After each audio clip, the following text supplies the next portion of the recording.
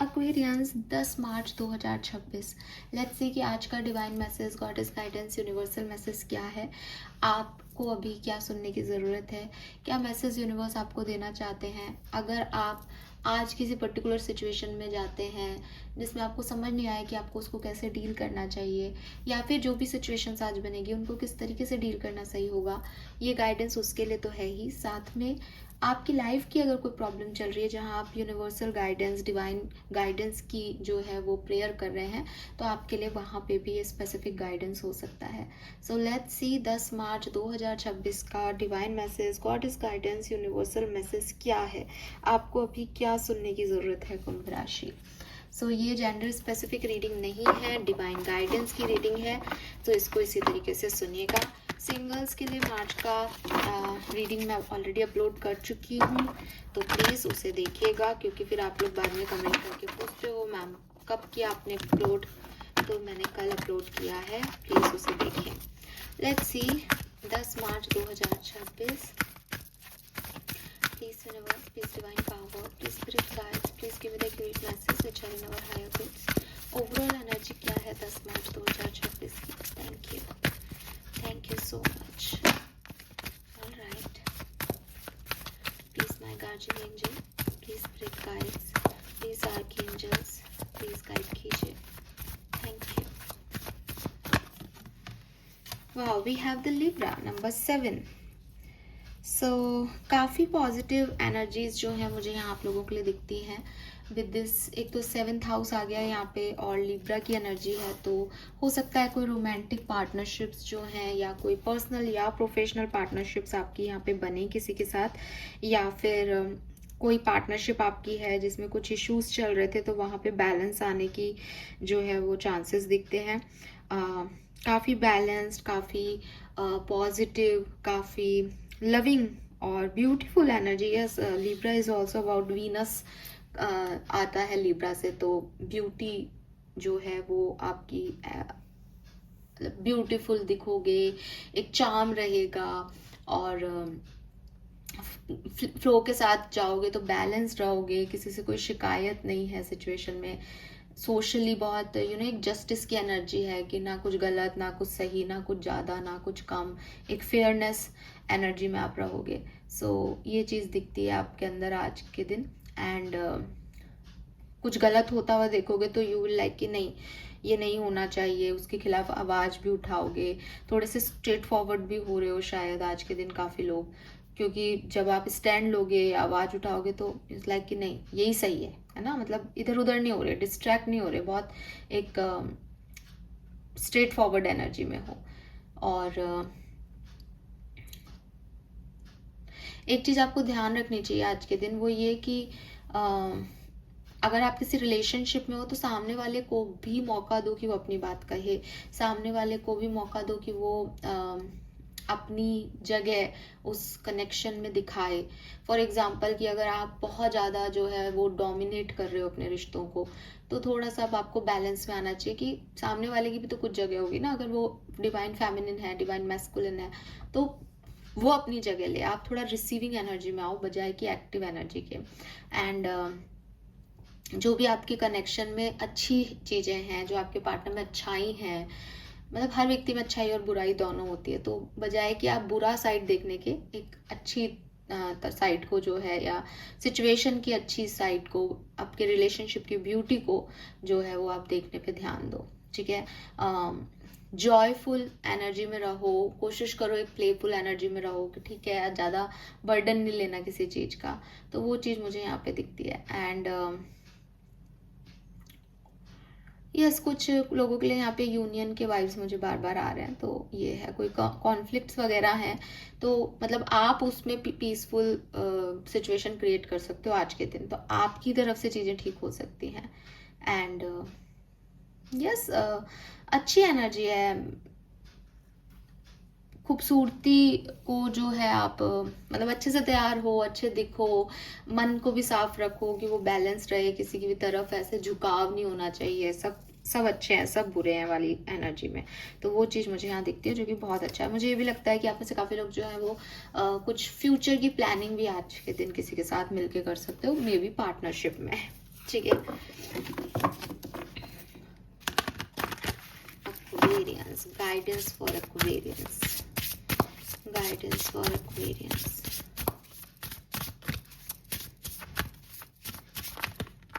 अरे 10 मार्च 2026, guidance for Aquarians. We have protest, yes, stand Lena, I told you.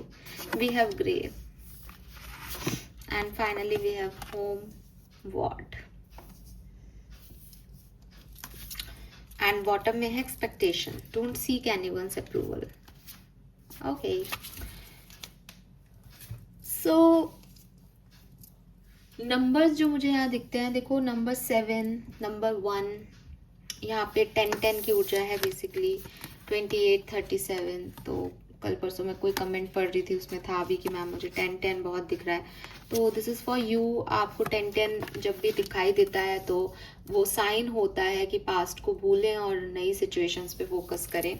मैं comments में ये सब आंसर्स आपको नहीं लिख सकती, क्योंकि कई बार तो मैं बहुत ही मतलब मैं रात को बहुत लेट नाइट आपके कमेंट्स देखती हूँ, तो मुझे भी ऑकवर्ड लगता है कि यार अभी रात के 2 बजे 3 बजे क्या कमेंट का आंसर देना।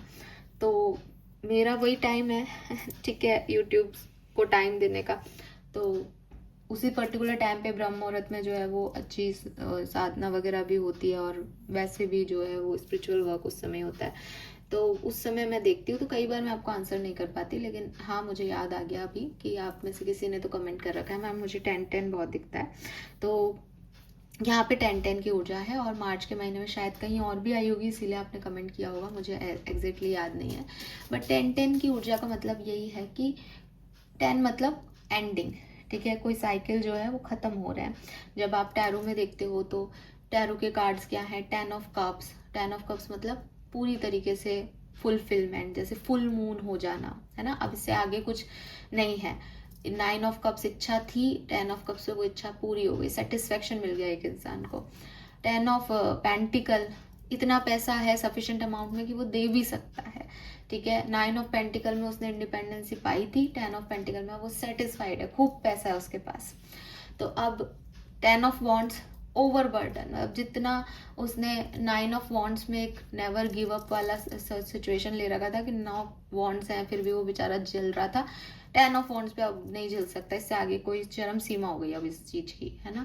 और 10 ऑफ सोर्ट्स मतलब हम सबको पता है कि 9 ऑफ सोर्ट्स से वो ओवर थिंकिंग कर रहा था, सोच रहा था पता नहीं क्या होगा, लेकिन 10 ऑफ सोर्ट्स से अब उसको पेन मिल रहा है, अब उसकी सारी कहानी खत्म हो गई। तो जब भी आपको 10 दिखता है तो इसका मतलब है कि पास्ट की कुछ सिचुएशंस हैं, कोई साइकिल्स हैं जिनका अंत होने वाला है या हो चुका है। होने वाला है तो रेडी रखो अपने आप को, और हो चुका है तो एक्सेप्टेंस दो उसको। 10 का मतलब सिर्फ यही नहीं है कि साहब ये खत्म ही हो गया, 10 के बाद हमेशा एक न्यू बिगनिंग आती है। तो एंडिंग को हम सिर्फ एंडिंग नहीं मानते, हम कहते हैं साहब अगर किसी को 10 दिख रहा है तो लाजमी है कि उसको 111 भी दिखेगा, और स्पिरिचुअल साइन है 111 एक न्यू बिगनिंग का। और अगर आपको अभी नहीं दिख रहा तो बहुत जल्द दिखने लग जाएगा 10 के बाद 111। तो बेसिकली आप एक एंडिंग से न्यू बिगनिंग की तरफ जाओगे ही जाओगे। सो 10 का मतलब ये भी होता है कि आप एक पार्ट ऑफ लाइफ को अब ख़त्म कर चुके हो, एक कर्मा आपका फिनिश हो गया है, अब आप नए साइकिल्स में जाओ और उसमें अपना कर्म करो। तो इस चीज़ को आपको समझना है। और यहाँ पे 10 की ऊर्जा है, गाइडेंस की रीडिंग है, तो ये गाइडेंस आज आपके लिए सबके लिए है। तो number 1, number 10, number 7, number 6, number 2, number 3 significant है। 34 या 30s में आपकी एज हो, 37, 32, 34, 38, 31, ऐसा मुझे दिखता है ना। 37 सिग्निफिकेंट है, 34 भी सिग्निफिकेंट है, 32, 39 भी सिग्निफिकेंट है। 30+ हो सकते हो, बाकी यहाँ 28 भी हो सकता है किसी की एज, 42 भी हो सकती है, 27 ऐसे भी हो सकता है, लेकिन 30s में ज़्यादातर लोगों की एज ग्रुप दिख रहा है। कलर ऑफ द डे की बात करूँ तो मैं कहूँगी ऑरेंज कलर, ठीक है, या फिर जैसे जब सनराइज होता है तो जो सूर्य का कलर होता है केसरिया सा, बिल्कुल वही एग्जैक्ट कलर यहाँ पे रिफ्लेक्ट हो रहा है। अब यूनिवर्स आपको क्या कह रहे हैं आज के दिन? सबसे पहले तो मैंने आपको मैसेज दे ही दिया कि पास्ट की चीज़ों को छोड़ो और आगे बढ़ो। सेकेंड मैसेज जो आपके लिए है वो है स्टार्ट ए रिवॉल्यूशन। स्टार्ट ए रिवॉल्यूशन का कार्ड में अगर हम देखें तो काफ़ी लोग खड़े हैं और जैसे एक एक प्रोटेस्ट कर रहे हैं, किसी के अगेंस्ट बात कर रहे हैं कि यार ये चीज़ गलत हो रही है। यूनिवर्स आपको ये नहीं कह रहा कि आप जाएं और जा कर के प्रोटेस्ट करें या धरना दें, ऐसी ये नहीं कह रहे, लेकिन इस कार्ड से आपको कह रहे हैं कि जो तुम्हें सही लगता है एक्वेरियस, उसके लिए बोलो, अपने मन में मत रखो। हम कई बार ऐसी ज़िंदगी जीते हैं जब हमें लगता है कि यार देश में ये गलत हो रहा है, ये चीज़ सही नहीं है ना, लेकिन हम कहते हैं ठीक है, हम ये गलत हो रहा है, ये लोग गलत कर रहे हैं, लेकिन हम चुप हैं, हम अपनी दुनिया में हैं, हम अपना काम से काम रख रहे हैं। हर व्यक्ति बोल भी नहीं पाता है कि हमारी कौन सुनेगा जो हम बोलें, तो एग्री विथ यू। लेकिन यूनिवर्स आपको आज किसी सिचुएशन में शायद ये कहना चाह रहे हैं कि अगर आप देखो, क्योंकि लिब्रा भी आ रहा था, लिब्रा में भी हमने यही बात की कि भाई एक जस्टिस के साथ काम करना है। तो अगर आप देखो कि किसी के साथ कुछ गलत हो रहा है, अगर आप देखो कि कुछ अनफेयर सी सिचुएशन बन रही है और जिसके साथ अनफेयर हो रहा है शायद आप उसको नहीं जानते या नहीं मानते, और जो फेयर स्थिति में पर्सन है वो शायद आपका बहुत क्लोज वन है, तो भी आप जस्टिस को चूज़ करें। ठीक है, आप अपनी आवाज़ उठाएं। हो सकता है लोग अब मुझसे नाराज़ हो जाएंगे, मैम ऐसा करूँगा तो लोग क्या सोचेंगे कि मैं ऐसे कैसे बोल रहा हूँ, लेकिन आप ये करो, ये आपको यूनिवर्स गाइड कर रहा है कि आप स्टैंड लें अपने लिए, आप बोलें जो आपको गलत लगता है, आप अपना जो जैसे कहना चाहिए ना, अपनी व्यू पॉइंट को दें। आपका व्यू पॉइंट सिर्फ उस सिचुएशन को बदलने के लिए नहीं है, बल्कि वो आपको लोग अच्छे से जाने इसके लिए ज़रूरी होगा। ठीक है, तो मैं ये नहीं कह रही कि साहब आप जो है धरना दें और जा कर के हमारा इतिहास रच दे कोई, ये गाइडेंस आ भी नहीं रहा है आपके लिए। आपके लिए गाइडेंस सिर्फ इतना सा आ रहा है एक्वेरियस की, जैसे फॉर मी, ठीक है, अब मैं आपके सामने बैठूं किसी दिन और आप कुछ बोलो मुझसे, अब मुझे वो बात नहीं अच्छी लगी और मैंने आपको कहा कि नहीं ये चीज़ ऐसे नहीं, ये चीज़ ऐसे होनी चाहिए, आप इस मामले में ये चीज़ गलत बता रहे हैं या गलत बता रही हैं, तो उससे क्या है कि सिर्फ आपका उस चीज़ की बात नहीं रही, बल्कि आपको ये भी पता चला कि मैं किस ढंग से सोचती हूँ, मेरी क्या ओपिनियंस है, मेरा क्या थॉट प्रोसेस है। और जब आप ये जानोगे कि यार ये ऐसा सोचती है या इसकी थॉट प्रोसेस ये है, तो शायद आपको मुझे समझने में ज़्यादा आसानी होगी। ऐसे ही जब आप अपने स्टैंड लोगे, जब आप अपनी बात कहोगे, तो लोगों को आपको समझने में आसानी होगी। वो आपको लेकर के जो एक जजमेंटल थॉट लेके रखते हैं, ये तो क्या ही बोलेगी, ये तो ऐसे ही है ना, इसको तो कुछ बोलना नहीं होता कभी भी, इसके तो कोई व्यू पॉइंट्स होते ही नहीं है, ये कुछ नहीं करने वाली, तो वहाँ पे उनके थॉट प्रोसेस चेंज हो शायद आपके लिए, और सिचुएशन बदल जाए तो बहुत ही बढ़िया बात है। तो आप सिर्फ ये मत सोचो कि मेरे करने से क्या होगा, वो आपको रिप्रेजेंट कर रहा है इसलिए आपके करने से बहुत कुछ होगा, आपकी अपनी पर्सनैलिटी के लिए वो बहुत कुछ हो सकता है। ठीक है, then we have grey, endings are inevitable. आप क्लियरली मैसेज है कि आप अगर एक ऐसे इंसान हो जो घंटों बैठ के पास्ट में क्या हुआ, पास्ट में आपकी सिचुएशन क्या रही, पास्ट में किसी ने आपके साथ क्या किया, इसको ही सोचते रहते हो, तो इस चीज़ से मूव ऑन करो, इस चीज़ को छोड़ दो, because with this grey energy आप एंडिंग्स को रोक नहीं सकते। अगर मैंने भी आपको कहा कि 10-10 मीन्स कुछ एंडिंग, तो आप नहीं रोक सकते। आपने मून साइकिल देखा होगा ना, आप कहो कि फुल मून आ गया साहब, अब मून ख़त्म नहीं होना चाहिए, अब तो ये चलता ही जाना चाहिए, ये पॉसिबल नहीं है। हर वो चीज़ जो शुरू हुई है वो ख़त्म होती होती है। अगर आपका जन्म हुआ है तो आपका डेथ निश्चित है, अगर आप पीक पे जा रहे हो तो आपका नीचे आना भी ज़रूरी है। कोई सीढ़ी ऊपर लेके जा रही है तो वही सीढ़ी नीचे भी लेके आएगी। तो हमेशा जो है वो एक, जैसे कहना चाहिए, पॉजिटिविटी नेगेटिविटी के साथ ही आती है, दिन और रात के साथ ही आएगा। ठीक है, तो यूनिवर्स आपको यही समझाना चाह रहे हैं कि कुछ चीज़ें तय हैं इस सृष्टि में, तुम उनको बदल नहीं सकते। तुम उनका कुछ जैसे कहना चाहिए ना, चाहे तुम 2 घंटे बैठ के सोचो, चाहे तुम 2 दिन बैठ के सोचो, चाहे 2 साल बैठ के सोचो, लेकिन तुम उनको बदल नहीं पाओगे कभी भी। तो बेहतर है कि तुम एंडिंग्स को एक्सेप्ट करो, और जब हम एंडिंग्स को एक्सेप्ट करते हैं तो बेसिकली हम एक न्यू बिगनिंग को स्वीकार करते हैं, जो मैं अभी आपको 10, पता नहीं है कुछ 10-10 आपका होगा किसी का, क्योंकि शुरुआत ही वहीं से हुई थी और वापस मैं वहीं जा रही हूँ शायद। सो वही चीज़ है कि अगर जन्म हुआ तो मृत्यु होगी, लेकिन मृत्यु पे कहानी ख़त्म नहीं हुई। हो सकता है यहाँ से फिर कुछ और कहानी शुरू हो। किसी की मृत्यु से किसी दूसरे की ज़िंदगी का एक नया चैप्टर शुरू हो सकता है, उस सोल का एक नया चैप्टर शुरू हो सकता है। सो देयर इज़ नथिंग कि वो एंड ही हो गया पूरी तरीके से। आपको एंडिंग और न्यू बिगनिंग को समझना होगा कि हर एंड एक न्यू बिगनिंग से जो है वो मिलता जुलता है। जब भी आप अपने घर में, मतलब मैं कोई लिविंग थिंग्स की बात भी नहीं कर रही, मैं ये कह रही हूँ आप अपने घर से कोई चीज़ हटा देते हो। आपकी कोई टेबल है, बहुत पुरानी हो गई, आप उसको कहते हैं यार हटाओ, आपके घर में जगह हो जाती है। अब आप उसकी जगह कुछ नया लाओगे ही लाओगे। उस समय नहीं लाओ तो आपको लगता रहेगा अरे यार ये कॉर्नर जो है खाली है, अरे वो टेबल रखते थे पहले यहाँ, चलो अब ये रख देते हैं। उसकी भरपाई हो ही जाएगी, उस स्पेस में आप कुछ ना कुछ रख ही दोगे। तो हमेशा कोई ना कोई ओल्ड जो सिचुएशन होती है वो रिकवर हो ही जाती है धीरे धीरे। वो कब रिकवर नहीं होगी, जब आप उसी के बारे में सोचते रहोगे। तो यूनिवर्स आपको यही कह रहे हैं दैट एक्सेप्टेंस देना सीखो। जैसा तुम मान रहे हो कि साहब ये ख़त्म हो गया तो मेरी तो प्रॉब्लम है, ये ऐसे ख़त्म नहीं होता। ये बल्कि आपको एक पुश देने के लिए है कि तुम आगे बढ़ो, क्योंकि अब कुछ नए तरीके से होगा। तो हमेशा एक किसी नई तरह की बिगनिंग, कि तुम एक तरीके की लाइफ जी रहे थे लेकिन अब उसमें कुछ न्यू चाहिए, तो वो चीज़ ख़त्म हो जाएगी। तुम किसी व्यक्ति के साथ रिलेशनशिप में थे, अब वो तुम्हारा ब्रेकअप हो गया, यू आर लाइक क्यों ब्रेकअप हो गया, क्यों ब्रेकअप हो गया। अब हो सकता है उस पर्टिकुलर टाइम पे तुम्हें पेन भी हो, तुम उसको समझ भी नहीं पाओ, लेकिन जितना जल्दी तुम वहाँ से निकलोगे, तुम देखोगे कि उस व्यक्ति की जगह कोई और आएगा। उस व्यक्ति की जगह वैसा कि वैसा नहीं हो तो कुछ नए जो है वो लेके आएगा सर्कमस्टेंसेस, बट वो भरपाई हो जाएगी। आप रुकोगे नहीं वहाँ, आप रुकोगे सिर्फ तब जब आप उसको एक्सेप्ट नहीं करोगे कि नहीं मुझे तो कुछ नहीं, मुझे तो यही व्यक्ति चाहिए, फिर आप बैठे रहो उस व्यक्ति के लिए। ठीक है। सो यूनिवर्स आपको यही समझाना चाह रहे हैं कि एंडिंग्स को एक्सेप्ट करना सीखो, और ये समझो कि एंडिंग्स के बाद ही बिगनिंग्स होती हैं।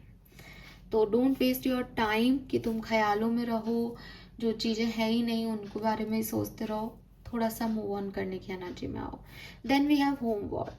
Take yourself out on a date. कभी कभी बहुत ज़रूरी होता है कि दूसरों से हम कितना प्यार कर रहे हैं उसकी बजाय हम अपने आप से कितना प्यार कर रहे हैं इस पे फोकस करें। मैं एक व्यक्ति का तो इंतज़ार कर रही हूँ कि वो कब आएगा, वो मुझे कॉल मैसेज कब करेगा, और मैं खुद को एकदम जैसे कहना चाहिए ना बाल बना रही हूँ, ना ध्यान दे रही हूँ खुद पे, पड़ी हूँ और सिर्फ वेट कर रही हूँ सब कब आएगा कब आएगा। ऐसे वो व्यक्ति आएगा भी तो वो मुझे किस हालत में पाएगा, और वो क्यों रुकेगा, और वो क्यों मेरी वैल्यू करेगा। तो यूनिवर्स आपको यही कह रहे हैं दैट सबसे पहले अगर ज़िंदगी में किसी इंसान को कुछ भी करना चाहिए तो वो है अपने आप से प्यार। जब भी कभी आप ज़िंदगी में किसी दूसरे से अपने से ज़्यादा प्यार करोगे एक्वेरियस, आप मुँह की खाओगे। एक पर्टिकुलर टाइम पे आपको लगेगा कि मैं बहुत खुश हूँ, मुझे ये व्यक्ति मिल गया, मैं इस सिचुएशन में खुश हूँ, ये सिचुएशन आ गई मेरी लाइफ में। बट यहाँ पे कुछ भी परमानेंट नहीं है। यूनिवर्स ने अब भी आपको समझाया कि हर चीज़ का अंत निश्चित है। जब तुम्हारी खुद का ही नहीं पता है कि तुम कितने दिन जियोगे तो तुम्हें सिचुएशंस का मोह क्यों है। तो मोह अगर किसी से रखना है तो वो ये कि मुझे ये ज़िंदगी मिली, मैं इसे अच्छे से जीऊँगी या जीऊँगा। तो खुद से प्यार करो, और जब तुम खुद से 100% प्यार करोगे तो दूसरे को 50-60% कर लेना, लेकिन दूसरे को 100% करके खुद को 50% पे रखोगे तो वो व्यक्ति तुम्हारी वैल्यू नहीं करेगा, क्योंकि तुमने खुद की वैल्यू नहीं की है। तो यूनिवर्स आज आपको यही समझाना चाह रहे हैं दैट सेल्फ लव पे फोकस करो। कोई नहीं भी है तो खुद के लिए गिफ्ट लो, खुद को नेचर में जो है वो ढालो, बाहर निकलो, बाहर बैठो। मतलब मेरे ख्याल से ऐसा लग रहा है जैसे कोई व्यक्ति है वो एंडिंग को एक्सेप्ट नहीं कर रहा, पड़ा हुआ है, डिप्रेशन में है, तो इट्स लाइक कि तुम बाहर निकलो, खुद से प्यार करो, खुद को एक मौका दो कि मैं अपनी ज़िंदगी में अपने सपने पूरे कर लेता हूँ, फिर देखा जाए, फिर जा कर के रोऊंगा। लेकिन एक बार अब मौका मिला है ज़िंदगी में, पता नहीं अगली बार वापस आऊँ या नहीं आऊँ, तो अभी तो जी लेता हूँ या जी लेती हूँ। ऐसे कुछ ये मानोगे मेरे पास 1 ही महीना है भाई, 1 महीने बाद पता नहीं मेरे साथ क्या होगा, तो उस 1 महीने को जी लो। ठीक है। So this is all for you. Hope ये आपसे रेजोनेट होगा। चैनल को लाइक और सब्सक्राइब कीजिएगा। Bye bye.